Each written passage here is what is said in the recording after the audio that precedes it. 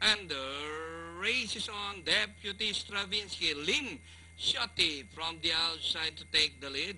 Lim Shoti, followed by Quattro Supra. Pernicious is running down on the inside. And Exceptional Angel alongside Deputy Stravinsky. Lim Shoti, followed by Pernicious. Exceptional Angel is running in third by Sam 3 lengths alongside Deputy Stravinsky. 9A Quattro Supra is racing from the outside. King Manjo down on the inside. Don Edward's Best, Rain Dancer, Hoy, tama na, Gigi Star, and Traditional Dream is running at the tail of the field. Pernicious is now the leader, followed by Lim Shoti. Exceptional Angel, down on the inside, Deputy Stravinsky. King Manjo is running in fifth by Dural alongside his Quattro Supra. Rounding the far turn, three runners fighting now for the lead.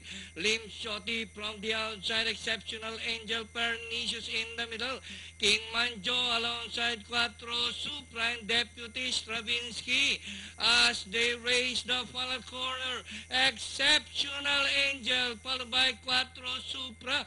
King Manjo in the middle. Danori inside is Pernicious. And running by the release Don Edward's Best. Exceptional Angel by a length and a half.